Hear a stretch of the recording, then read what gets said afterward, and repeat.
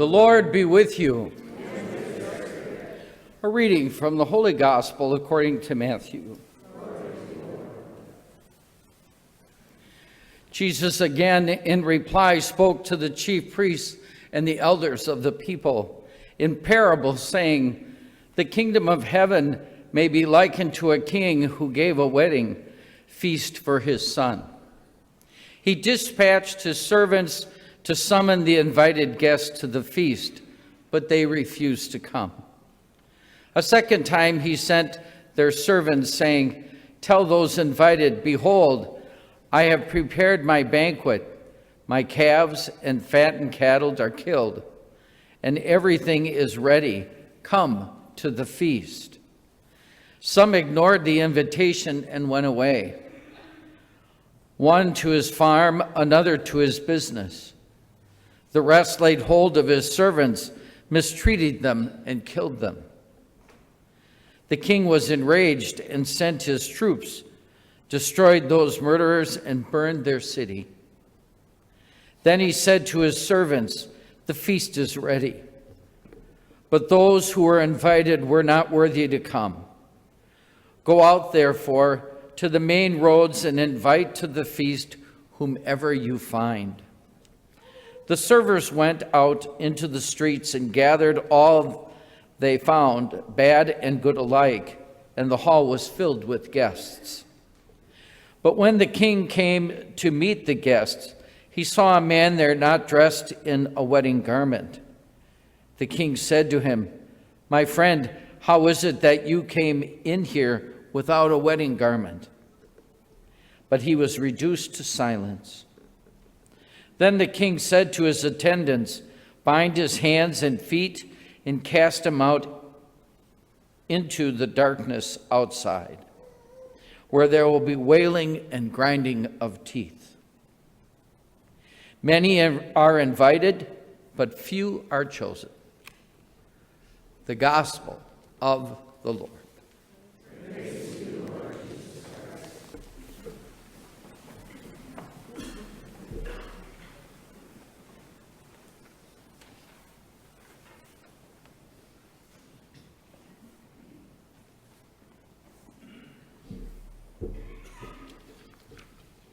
Wouldn't it be fun if I just sat down and you wondered what was happening?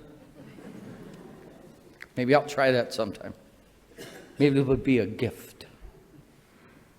There is a cost to being a member of God's church, the people of God. Weddings are a time of great joy. Friends and loved ones come together to celebrate in the joy of the bride and groom. When I was younger, people really dressed up for a wedding. Now, they come casually. Some do manage to look dressed to the nines, and others, blue jeans and a polo shirt and a clean pair of tennis shoes. Makes thinking about the wedding feast of heaven look a little different. But it's not about a fashion statement. It's about our faith. And it's about what happens when we don't participate in the life of the church. In the parable, the wedding is a marriage between Christ and his church, the people of God, where saints and sinners gather together. The wedding garment is the virtue of charity. It's doing righteous deeds for another. That is the behavior that corresponds to God's grace and to the invitation to enter the divine wedding banquet.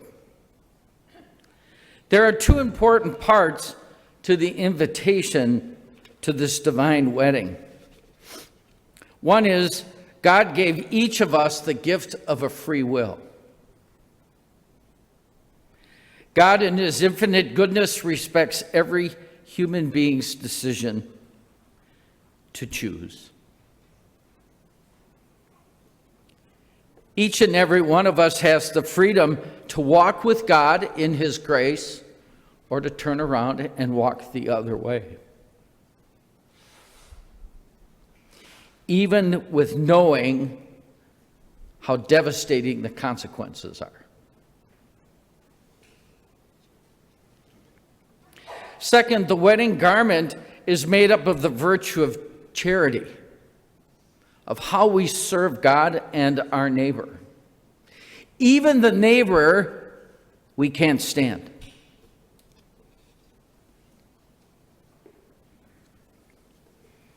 I remember a minister saying, remember to love your enemies now, because when you're standing in heaven, you could be standing next to them for a long, long, long, long time.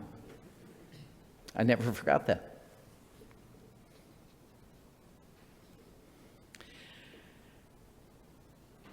If we choose to remain with God, many graces are afforded to us. Our Christian life is allowing the Holy Spirit to change us and to change our behaviors. We know that holiness is not gained by us alone. It is a gift from God.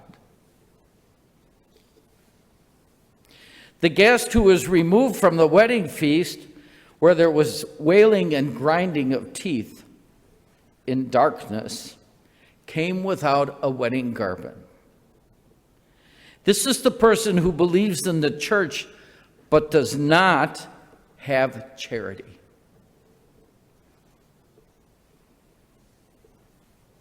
They do not practice love of God or love of neighbor.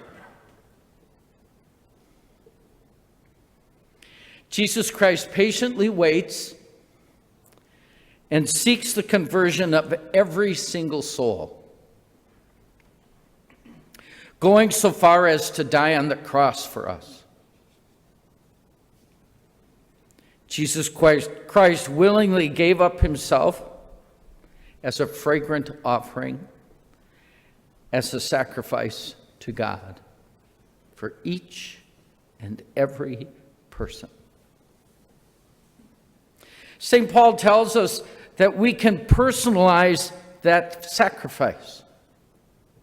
We can say, Christ loved me, and Christ gave himself for me. He did it for all of us, but there's this point of making it personal that your relationship with God takes on different meaning. It calls us to reflect on Christ loved me. If I was the only one, or you were the only one left, Jesus would have went through the entire Paschal mystery just for you. Think about that. It's how much he loves us, not only as a whole, but as an individual. How much are we willing to give God? Are we willing to surrender our free will to live in his grace, to enter into the joys of heaven?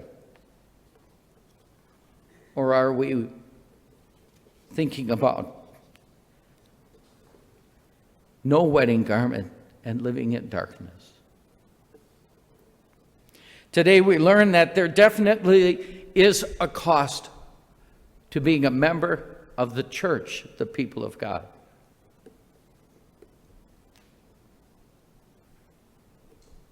We must remember that. There is a cost. We're not in there just by faith alone. We're in there because we love God so much that we're willing to serve him and to serve our neighbor, even the ones that are most difficult.